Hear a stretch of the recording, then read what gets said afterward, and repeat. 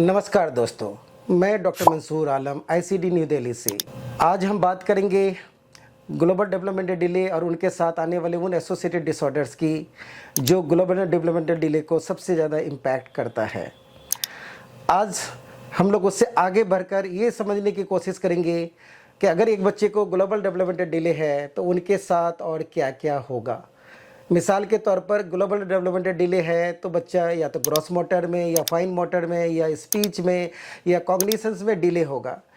ये हर बच्चे में हो सकता है, लेकिन उसके साथ साथ बड़ी सारी ऐसे भी डिसऑर्डर होंगे जो उस डिसऑर्डर का जो हिस्सा बनकर आपके बच्चे में दिखाई पड़ेगा।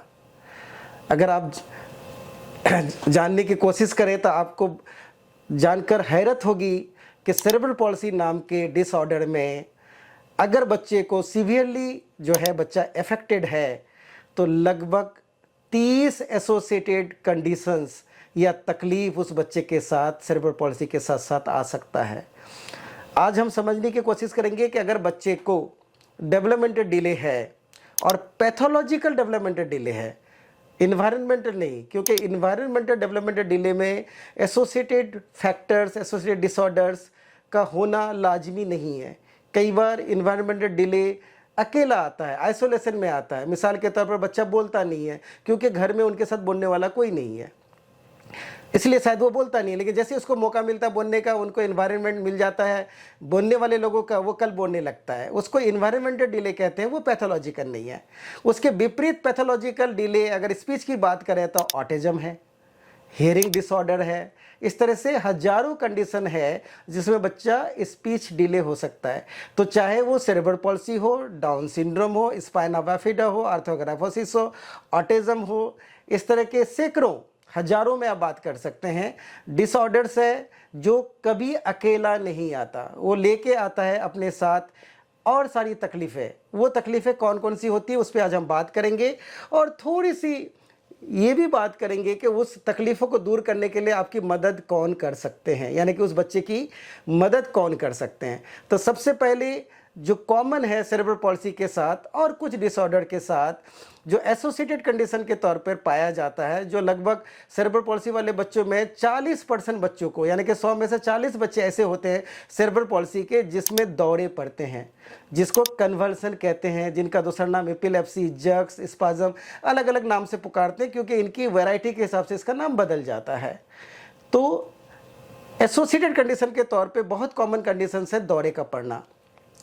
अगर आपके बच्चे को दौरे पड़ते हैं तो आपको मदद लेनी होगी एक पीडियाट्रिक न्यूरोलॉजिस्ट की। अगर आप ये समझते हैं कि मैं बहुत अच्छा थेरेपिस्ट के पास जा रहा हूँ, बहुत अच्छा ऑर्थोपेडिक सर्जन के पास जा रहा हूँ अपने बच्चे को लेके, या बहुत अच्छे बड़े हॉस्पिटल में जा रहा हूँ, लेकिन इस एसोसिएटेड कंडीशन में अगर आपके बच्चे की ट्रीटमेंट नहीं हो रही है तो आप टोटलिटी में उसे नॉर्मलसी के पास नहीं ले जा पाएंगे। तो हमेशा याद रखिए, दौरे पड़ने से, दौरे जैसे शक होने से आपको मदद लेनी है एक पीडियाट्रिक न्यूरोलॉजिस्ट की। ठीक इसी तरह से दूसरे ग्लोबल डेवलपमेंटल डिले, कई सारे डिले ऐसे होते हैं जिसमें विजुअल डिसऑर्डर यानी कि आंखों में दिक्कत होती है, ये भी बहुत कॉमन है। अगर सेरेब्रल पॉल्सी की बात करें तो ये भी लगभग 30% के आसपास ही आ जाता है। इसमें बच्चे के आंखों में दिक्कत होती है, किसी में तिरछापन होता है, किसी को दिखाई कम पड़ता है, या किसी के आंखों में ऑप्टिक एट्रोफी होता है। इस तरह से बहुत सारे डिसऑर्डर्स हैं, उस बारे में कभी हम बात करेंगे। लेकिन इस वक्त हमारी बात यह है कि अगर सेरेब्रल पॉल्सी है तो आपको ये जानना है, ग्लोबल डेवलपमेंटल डिले है तो ये जरूर ढूंढना है कि कहीं मेरे बच्चे की आंखों के ऊपर असर तो नहीं पड़ा। अगर असर पड़ा है तो आपको पहले मिलना है एक पीडियाट्रिक ऑप्थेल्मोलॉजिस्ट को, यानी कि आई सर्जन को। आई सर्जन बच्चे के चेक करके आपको बताएंगे कि उनको जो इलाज चाहिए वो इलाज उनके जरिया होगा, यानी कि गिलासेस के जरिया, चश्मे के जरिया, शीशे के जो है क्या कहते हैं सर्जरीज के जरिया, या किसी थेरेपिस्ट के जरिया। क्योंकि आँखों में कुछ डिसऑर्डर ऐसे होते हैं जिनका इलाज ऑप्थेल्मोलॉजिस्ट नहीं, यानी कि आई सर्जन नहीं करते, बल्कि विजन थेरेपिस्ट करते हैं। तो आँखों में अगर दिक्कत महसूस होती है तो आप ज़रूर एक आँख के डॉक्टर को मिले, हो सके तो पीडियाट्रिक आई सर्जन को मिले, क्योंकि उनकी ट्रेनिंग स्पेसिफिकली इन बच्चों पे होती है। इसके बाद तीसरा जो कॉमन डिसऑर्डर है वो है हियरिंग डिसऑर्डर, यानी कि बच्चे के सुनाई में दिक्कत देना। सेरेब्रल पॉल्सी में भी पाए जाते हैं, लेकिन सेरेब्रल पॉल्सी के मुकाबले अगर डाउन सिंड्रोम की बात करें तो उनके डाउन सिंड्रोम वाले बच्चों में हियरिंग डिसऑर्डर की संख्या थोड़ी ज़्यादा होती है। इसी तरह से बहुत सारे डिसऑर्डर में हियरिंग डिसऑर्डर होते हैं। ये एक एसोसिएटेड कंडीशंस हैं। इस कंडीशंस को भी ट्रीट करना उतना ही ज़रूरी है जितना दौड़े का। इसको ट्रीटमेंट के तौर पे आपको मिलना है एक पीडियाट्रिक ईएनटी जो है डॉक्टर को, जो बच्चे को चेक करके बताएंगे कि इनकी कान में दिक्कत है या इनका दिमाग से लेकर कान तक का जो कंडक्शंस होना चाहिए वहाँ दिक्कत है। ये बताने के बाद वो आपको ये बताएंगे कि इसका इलाज इस वक्त क्या है। इलाज के तौर पर अमूमन जो इलाज दिया जाता है वो हेयरिंग एड्स दिए जाते हैं। एडवांस इलाज के तौर पर कोक्लियर इम्प्लांट होते हैं।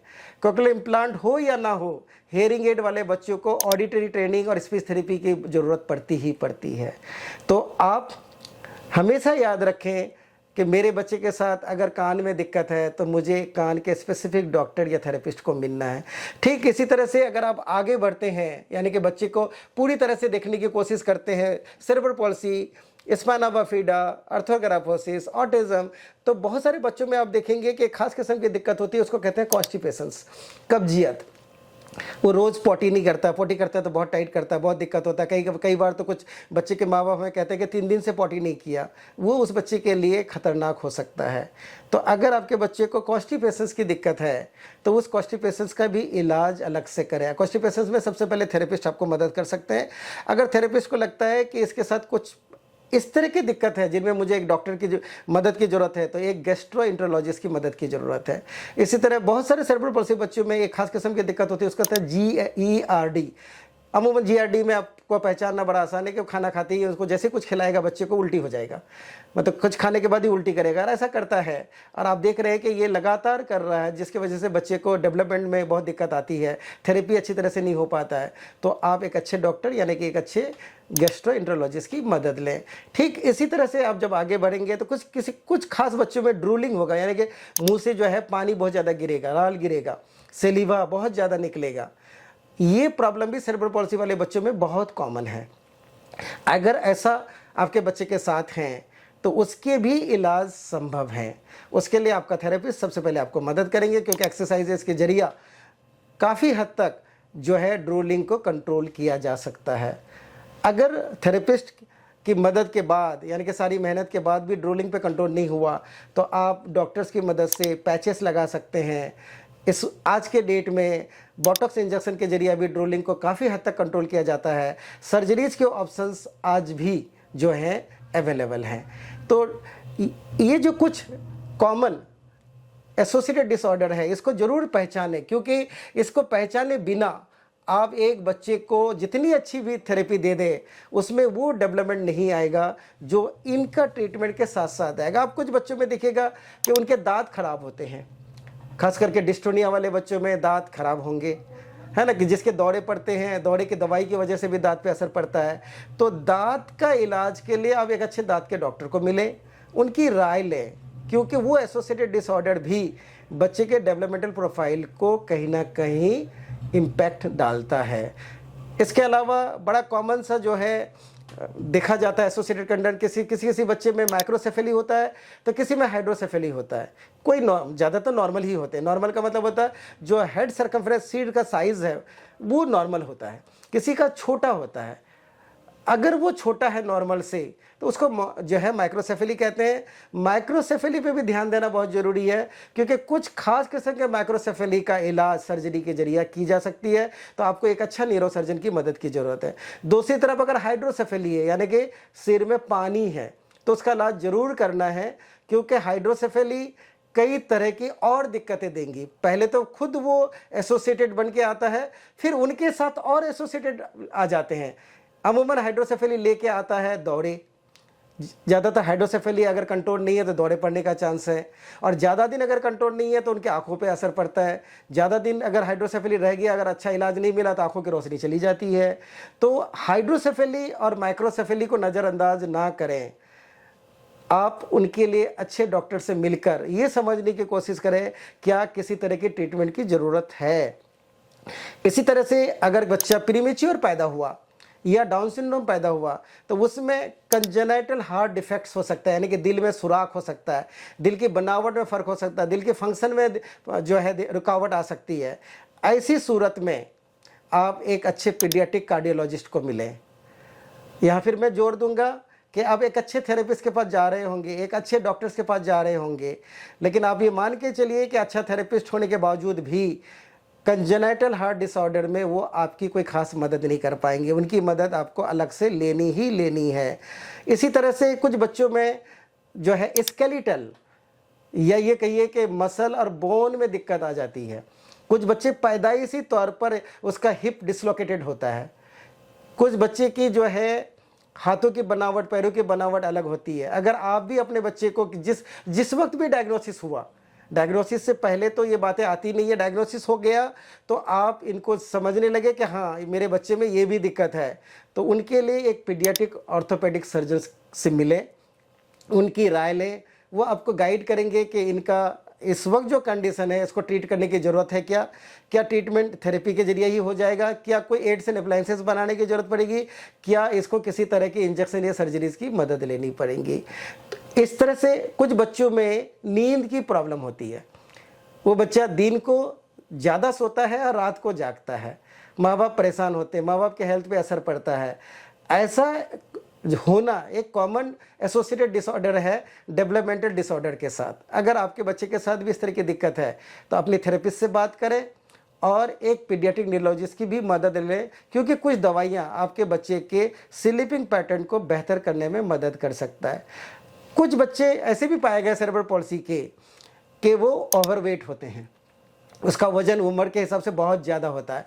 ऐसा होना उस बच्चे के लिए बड़ा खतरनाक होता है, क्योंकि वो बच्चे अमूमन माइलस्टोन अचीव नहीं करते, उनकी मोबिलिटी में दिक्कत होती है, क्योंकि शरीर इतना भारी हो जाता है कि उसको उठना बैठना दिक्कत होती है, पहले ही शरीर के जो है टोन चेंज हो जाते हैं। अगर आपका बच्चा ओवरवेट है या आपका बच्चा मेल न्यूट्रिटेड है, यानी कि खाना ही कम खाता है, बार बार बीमार पड़ता है, उसकी भी मदद लें। उनके लिए आपको पहले तो जनरल पीडियाट्रिशियन ही मदद कर देंगे। अगर जनरल पीडियाट्रिशियन को लगता है कि ऐसा कुछ डिसऑर्डर है जो मुझे नहीं बल्कि किसी और स्पेशलिस्ट की जो है कि जरिया उसका इलाज होगा, तो वो खुद ही रेफ़र कर देंगे। कुछ बच्चों में डेवलपमेंटल डिसऑर्डर वाले बच्चों में हार्मोनल इम्बैलेंस होते हैं, यानी कि उनके हार्मोन में चेंजेस आ जाते हैं। जैसे अगर डाउन सिंड्रोम की बात करें तो थायराइड प्रोफाइल उसका अमूमन अल्टर होता है।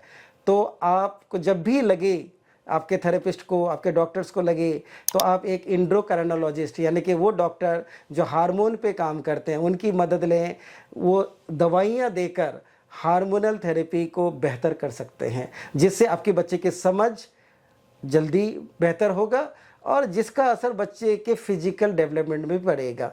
तो कुल मिलाकर जो हमें समझना है वो ये समझना है कि अगर मेरे बच्चे को डेवलपमेंटल डिले है तो उसके साथ, और पैथोलॉजिकल डिले है यानी कि जिनका डायग्नोसिस बन सकता है, जिसको एनवायरमेंटल हम नहीं कहते, जिनको हम ये नहीं कहते कि परवरिश की वजह से दिक्कत हो गई या माहौल ने दिक्कत पैदा कर दिया, वो एनवायरमेंटल कहलाता है।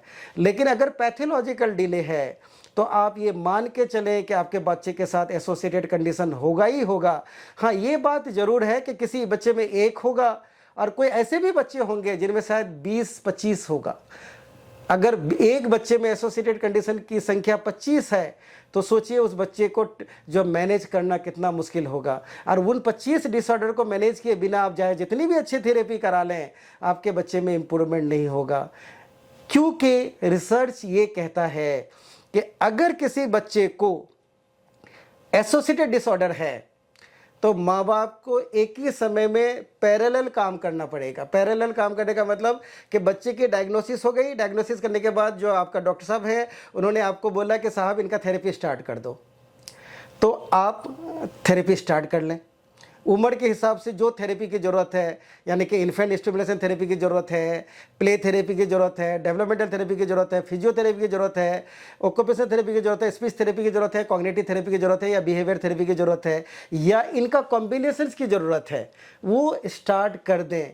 लेकिन उसके दूसरे ही दिन अपने बच्चे को स्क्रीन करें इन सारे डिसऑर्डर में, जिनकी संख्या लगभग इस वक्त 36 है। 36 associated disorders are common with developmental disabilities.